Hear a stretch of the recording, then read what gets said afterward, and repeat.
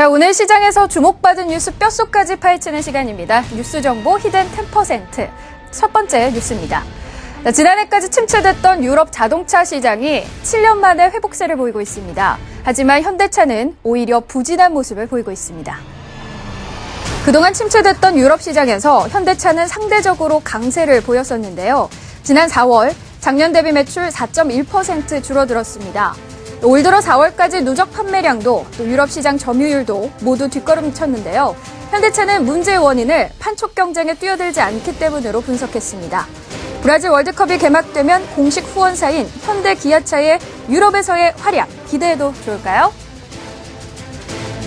주가와 원화, 채권의 트리플 강세가 지속되고 있습니다. 코스피 시가총액도 2개월이 안 돼 20조 원 넘게 불어났습니다. 자, 코스피가 지난 19일 연중 최고점인 2015.14를 기록했는데요. 1분기 말보다 1.49% 올라서 유가증권 시장 시가총액도 한 달 반 만에 21조가 넘게 늘어났습니다. 달러 대비 원화 가치는 지난 1분기 말보다 4% 가까이 올랐고 채권 시장도 강세 현상을 보이고 있습니다. 전문가들은 경기 회복 여부가 불투명해서 동반 강세 현상을 보인다고 분석했는데요. 앞으로의 흐름 지켜봐야겠습니다. 정부가 부도덕한 기업 경영을 엄격히 규제하겠다고 나섰죠. 과연 건설사들의 기업 회생에 어떤 파장이 미칠지 관심이 모아지고 있습니다. 정부가 기업 회생 절차를 악용한 대주주일가와 기업인의 경영권 회복을 원천적으로 차단하겠다고 밝혔는데요. 덕분에 현재 청산 절차나 매각을 추진하고 있는 벽산건설, 동양건설산업, 쌍용건설, LIG건설, 남강토건이 우려감을 드러내고 있습니다. 건설사들의 M&A와 기업 회생, 과연 이번 규제와 맞물려 원활한 해결책을 찾을 수 있을까요?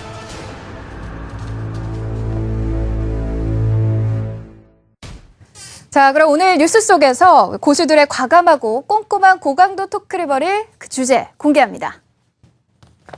뉴스 정보 히든 10%, 자동차주, 후진이냐, 전진이냐. 자, 자동차주가 싱싱 달려야 제맛인데 외국인들의 움직임에 너를 뛰고 있습니다.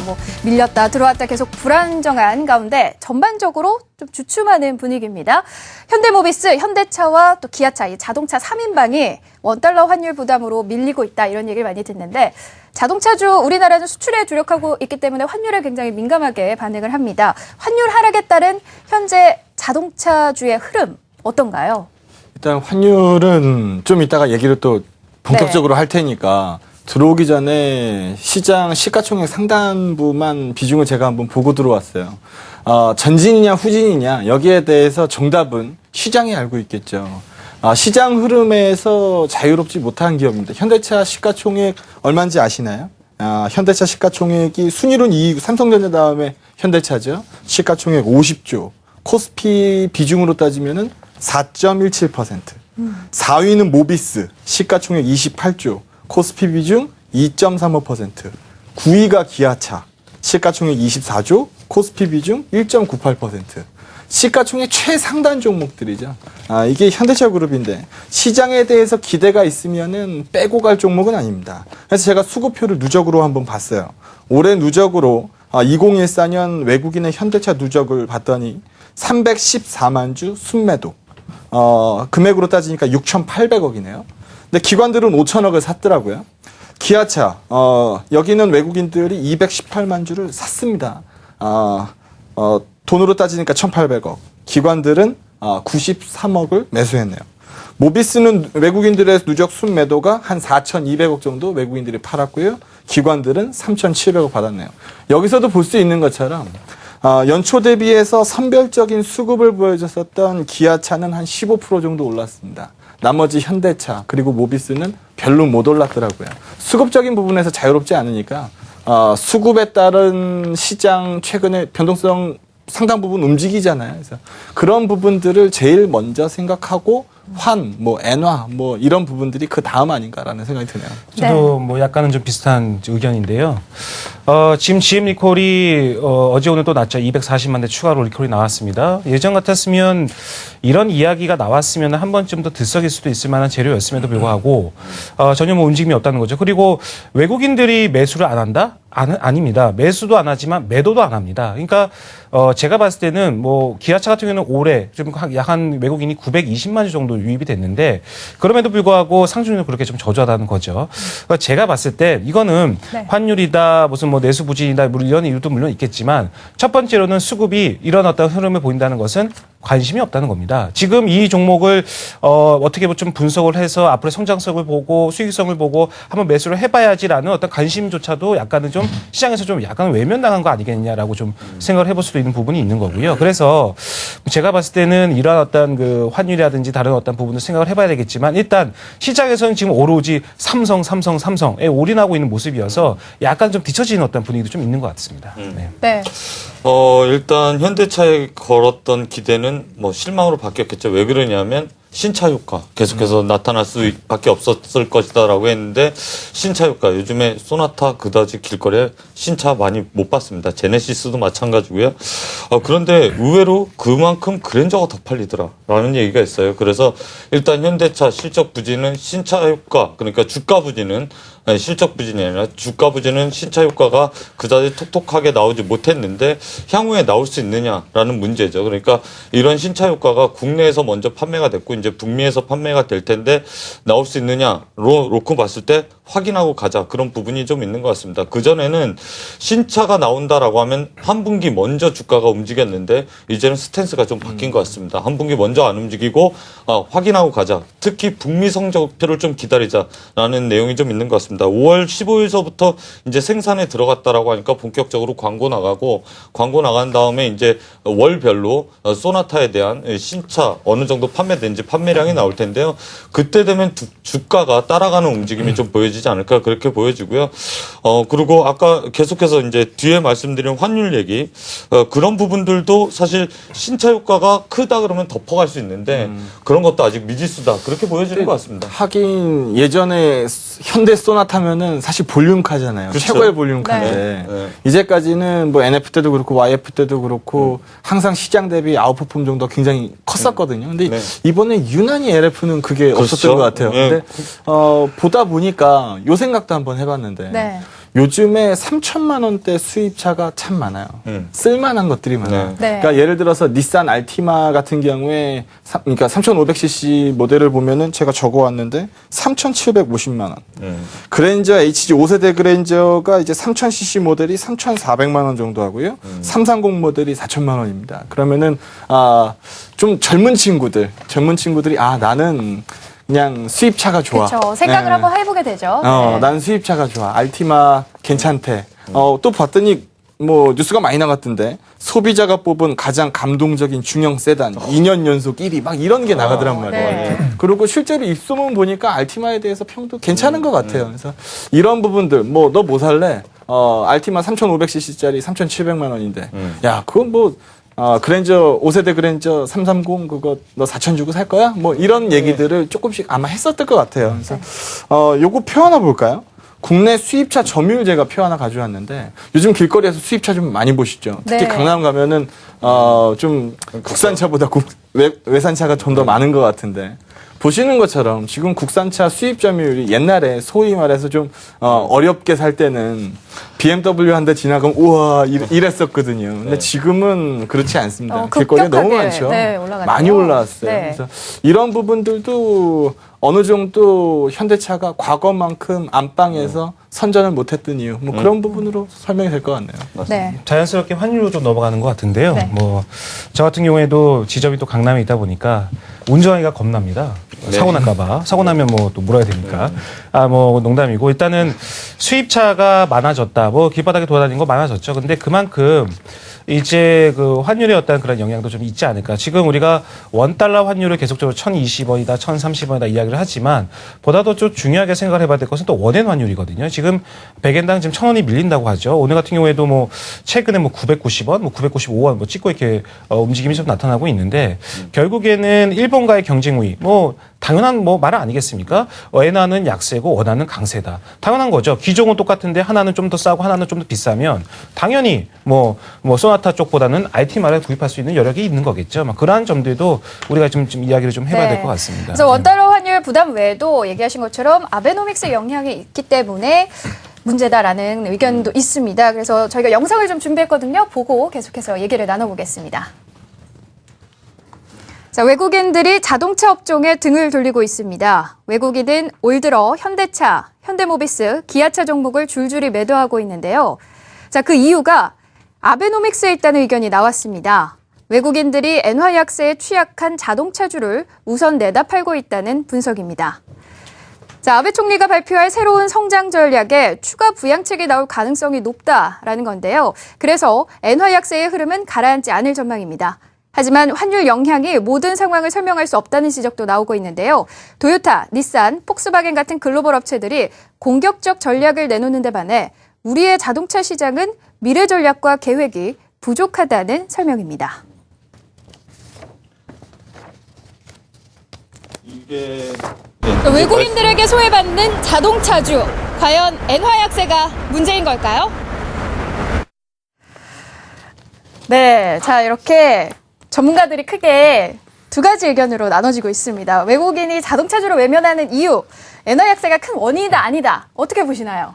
우선은 이런 이야기가 나온 것이 아무래도 엔화 약세 기조, 그러니까 아베노믹스로 촉발된 일본 경제 살리기 이런 것들이 작년부터 이제 진행이 됐었는데, 근데 사실상 이렇게 막대하게 그 욕을 그렇게 얻어 먹으면서도 했는데도 불구하고 뭐 흑자 규모라든지 이런 것들은 생각보다 그렇게 저조했단 말이죠. 그리고 이제 소비세 도입 이후에 조금 이제 뭐 약간은 좀 경계하는 눈치도 좀 살리고 있어서 이제 추가적으로 또 아베노믹스를 좀 실행해야 되지 않을까라는 어떤 이야기가 나오고 있어서 네. 더 큰 이거 그러니까 주식시장에서 가장 싫어하는 사자성어가 바로 불확실성이죠. 아예 그냥 엔화 약세가 그냥 이루어지면 상관이 없는데 그렇게 될 거다. 엔화 약세가 될 거다. 그렇게 도사이다 보니까 이러한 어떤 그 움직임이 좀 나오는 것이 아니겠냐 생각이 듭니다. 그러니까 뭐 엔화 약세가 저 같은 경우에는 달러보다도 엔화 약세의 어떤 엔달러 아니고 원엔 환율의 하락이 좀 더 큰 문제가 아닐까 싶습니다. 근데 이거는 뭐 표 두 개 보면은 답이 딱 나올 것 같은데. 그런가요? 네. 먼저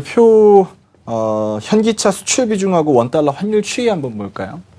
보게 되면 한 07년도 땀만 해도 우리 현기차가 수출하는 비중이 국내에서 만들어가지고 이제 수출하는 거 50% 정도 됐어요. 네. 근데 지금은 해외 생산 비중이 너무 높아져가지고 현대차는 한 60% 정도 해외에서 생산합니다. 기아차는 한 40% 정도 해외에서 생산하고요. 그러다 보니까 내수에서 상당 부분 소진하고 바깥으로 파는 거, 이 비중 자체가 많이 낮아졌어요. 제 사진 치워보시면 저 30% 단이거든요. 그래서 30% 초반 단까지 떨어져 있기 때문에 옛날에 비해서 환율 영향을 덜 받는 건 맞아요.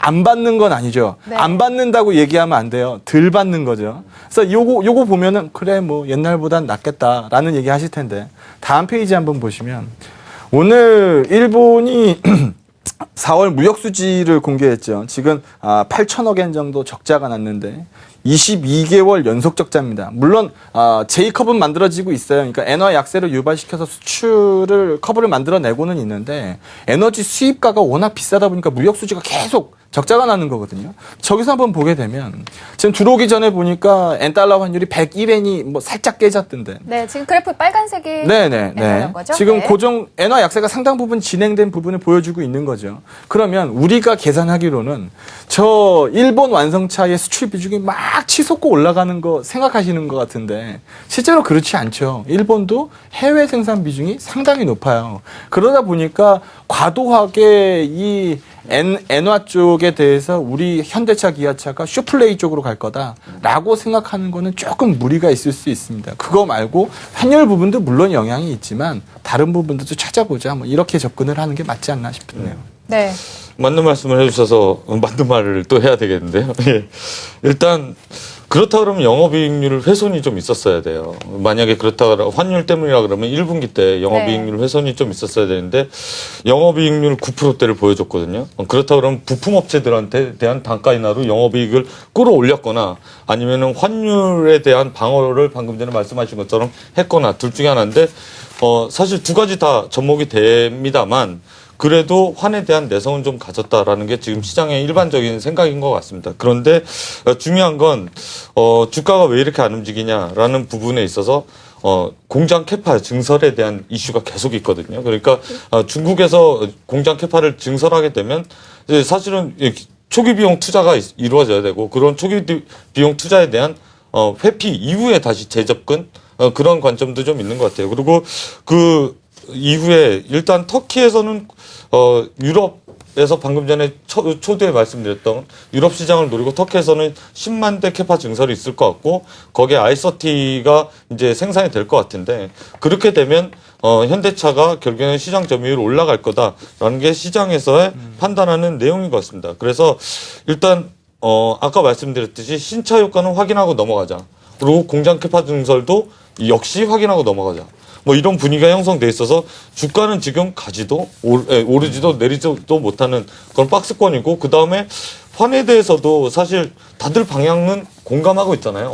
어느게 흘러갈 것이다. 그리고 속도가 문제일 것이다. 그렇게 공감하는 분위기에서 자동차주에 대한 그 매력도 네. 약간 떨어지는 게 아닌가 그렇게 보여지는 거죠. 요즘에 당국에서 실제로 환시장 개입이 이루어졌었어요. 이루어졌었는데, 네, 이루어졌었는데, 네, 도시락 게임. 도시락 가만 한번 생각해 보시면 이게 우리 원 달러가 너무 낮아가지고 당국이 환시장에 개입하면은 달러를 어떻게 한다는 거예요? 사들이는 거죠. 그렇게 되면 우리 외환 보유고가 지금도 뭐 사상 최고치인데 더 높아집니다. 근데 가만 생각해 보시면 외환 보유고가 없으면 문제가 심각하지 많아서 문제가 심각한 경우 별로 없거든요. 네. 그러다 보니까 떨어지는 환율을 방어하려고 들어가는 부분들은 상당 부분 성공 확률이 있어요. 근데 이게 막다가 손을 놔버리면 한번 팍 쏟아지는 부분이 있기 때문에 원달러가 한 번 더 빠질 룸이 남아있다라고 보는 시각이 아직 많은 것 같고 반대죠. 튀어오르는 환율을 당국이 개입하면 갖고 있는 달러 어떻게 해야 돼요? 내다 던져야 되잖아요. 그러면 외환 보유고가 소진되는 거거든요. 그렇기 때문에 지금 환 방향만 본다라고 하면은 일단 한 번 더 빠질 수는 있어. 하지만 뭐 무한히 빠지는 건 아니고 분명히 빠질 수 있는 룸 자체는 상당 부분 뭐 네. 제한적으로 남아있다. 이렇게 보는 게 맞지 않나라는 생각이 듭니다. 지금 뭐 이게 환율 문제다, 실적 문제다라는 얘기가 나오고 있는데 그럼 콕 집어서 어떤 게 더 문제일까요?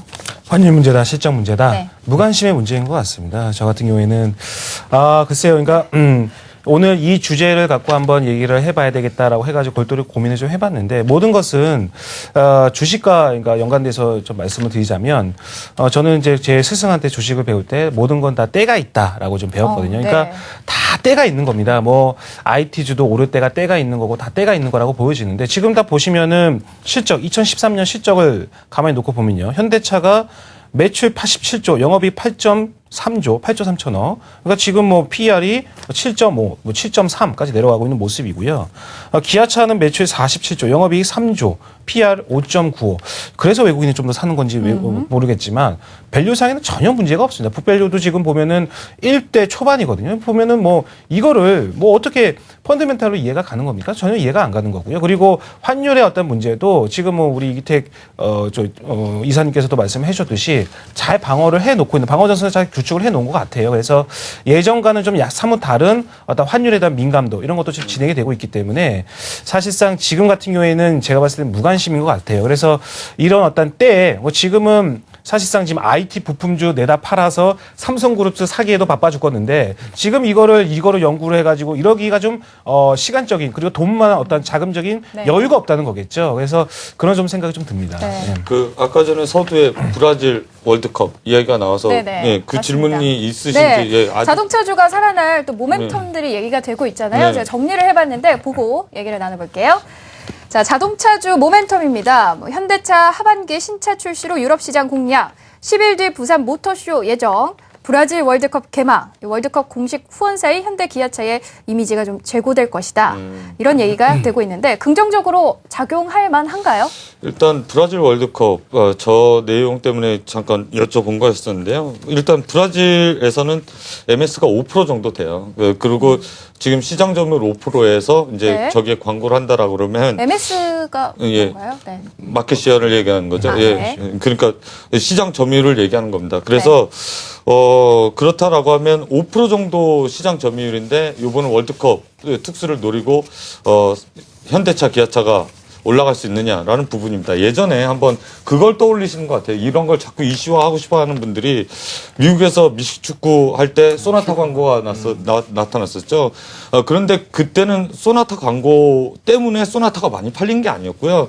그때는 사실 금융위기 이후에 마케팅을 잘했어요. 이렇게 해직한 사람들한테 네가 나중에 어느 정도까지 복직을 못하면 이 소나타를 샀는데 어느 정도까지 복지를 못하거나 내주지 않으면 보험으로 해지를 하겠다. 뭐 그런 식의 커다란 마케팅 때문에 소나타가 더더욱 많이 팔렸던 그런 성공 사례가 있었던 거였거든요. 그런데 요번에 브라질에서 그런 성공 사례를 기대할 수 있느냐. 그런 공격적인 마케팅을 할 수가 있느냐라는 문제인데 사실은 그런 건 좀 기대하기 힘들다. 그러니까 예전 생각에 학습 효과를 떠올리고 요번에 공식 후원사니까 이미지 제고를 하면 좀 팔리지 않겠냐라는 것은 이것 또한 묘연한 얘기가 아닌가 그렇게 보여집니다. 그리고 그 이외의 이슈들을 보면 사실 신차 효과 때문에 샀던 사람은 실망 매물 지금 나오는 거고요.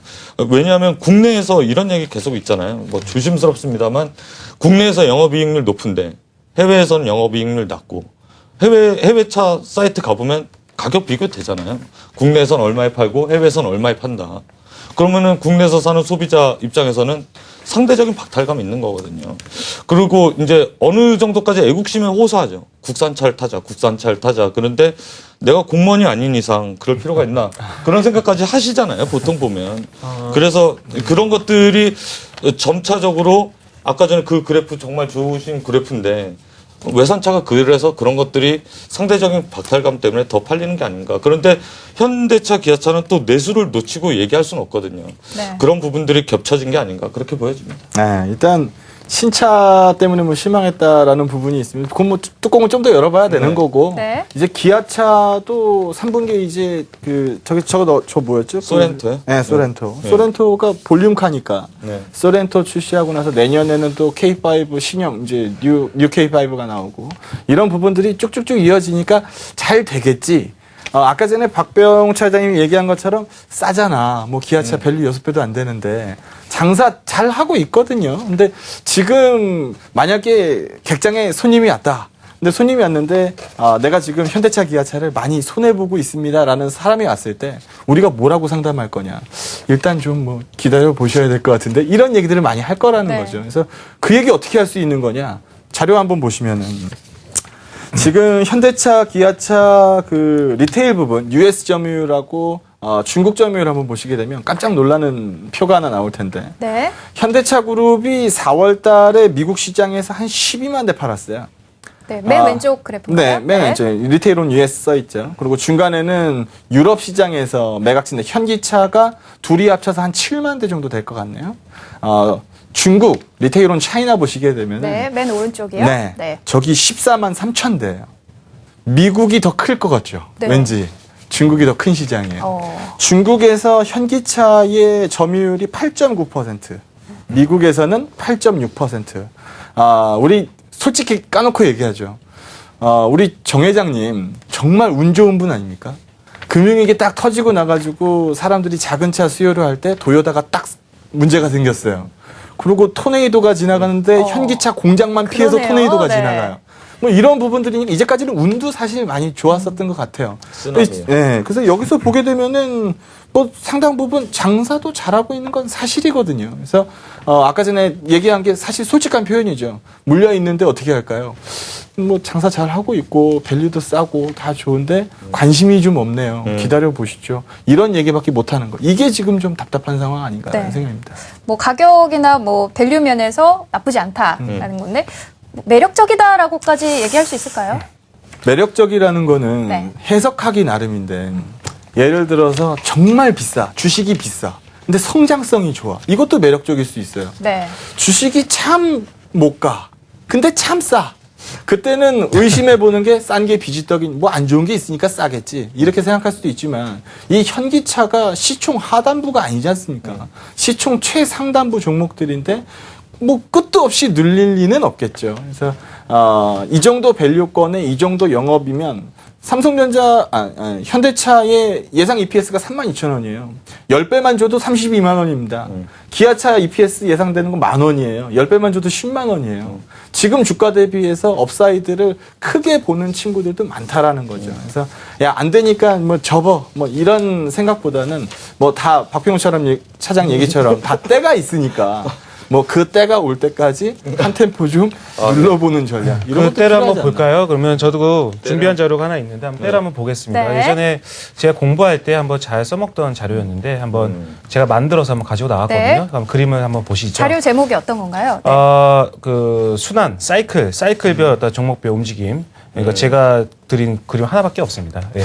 그거 한번 보시죠. 꼭 봐야겠네요. 준비해 오셨으니까. 예, 찾기 네. 쉬우실 거예요. 한번 보신다면 네. 그림을 보시면서 말씀을 드려야 되는데 일단은 저는 경기 순환 사이클은 경기 부양과 설비 투자와 수출 증가로 나눈다고 보여집니다. 그러니까 경기가 침체가 돼 있으면 정부에서 어떤 무슨 뭐 댐을 짓는다든지 뭐 건설을 짓는다, 뭐 아파트를 짓는다든지 이런 어떤 건설 경기 부양을 막 할 것이며 그리고 또 통화 가치 어떤 그 이자율 하락이라든지 금리 인하라든지 그런 것도 할 거 아니겠어요? 통화 정책도 쓰고 그러면서 이제 어느 정도 경기가 회복이 되면 저 이제 남은 인력으로 설비 투자를 이제 진행을 하죠. 설비 투자와 관련된 종목들이 좀 올라갈 것이며 그리고 공장을 짓고 다 지었으면 이제 경기가 활성화되면은 이제 그거에서 생산되는 거 뭐 핸드폰도 있을 것이며 자동차도 있을 것이며 TV도 있을 것이며 옷도 있을 것이며 그러니까 마지막에는 일단 그 늘어난 어떤 그 수출 증가로 수혜를 입는 종목이 있다라고 좀 배웠거든요. 근데 제 사진을 또 치워보면은 현대건설이 2004년부터 지금까지입니다. 한 약 10년 됐는데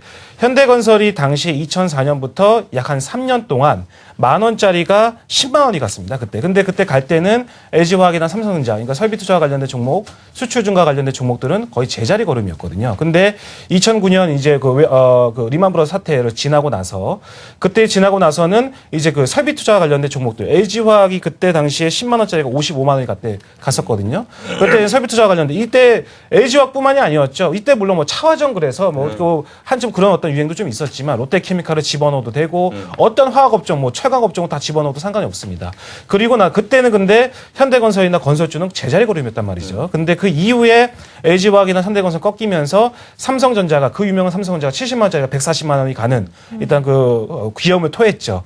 그러니까 이게 어떤 한 사이클인 것 같습니다. 경기 부양과 설비 투자와 수출 증가 이런 어떤 사이클인 것 같은데 이런 어떤 점들을 보았을 때 현대차와 기아차의 어떤 때는 아직까지는 조금 이른 상황이 아니겠느냐. 지금 우리나라는 이런 어떤 수출 증가 물론 것도 해야 되겠지만 지금 어떤 침체된 어떤 내수를 살려야 되고 그리고 경기 부양과 관련된 이야기를 좀 논해야 될 시기가 아니겠느냐. 그렇게 된다면은 이쪽보다는 아까 말씀드렸던 저 위쪽 저쪽이 좀 건설이나 어떤 그 화학이나 이쪽이 좀 설비 투자와 관련된 종목들이나 이럴 때가 좀 때가 아니겠느냐라고 좀 참고적으로 좀 말씀을 드리기 위해서 만들어봤습니다. 공감하는 부분이 네. 우리 소비재 중에서 제일 비싼 소비재가 뭐예요? 차요, 차. 차? 네, 우리 소비재 중에서. 네. 유식주 빼고. 그쵸, 네. 네. 우리가 뭐 가장 비싼 소비재 아니겠습니까? 뭐 몇 천만 원씩 하잖아요. 그래서 그런 부분들이니까 아무래도 경기에 영향을 안 받을 수가 없죠. 근데 저 이 얘기 꼭 하고 싶은데 06년도, 07년도 때 글로벌 현기차 점유율이 5% 초반이었어요. 지금 9% 넘습니다. 현기차가 얘기하는 꿈의 점유율 10%가 다가왔어요. 네. 이런 부분들을 놓고 보면 예전에 도요다 클 때 뭐 10% 뚫고 나가지고 진짜 수직 상승 나왔었거든요.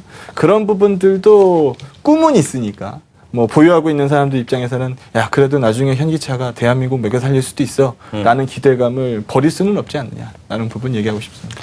네. 자, 자동차의 질주 저도 한번 같이 기대해 보도록 하겠습니다. 꼼책 뉴스 정보 히든 10% 여기까지입니다.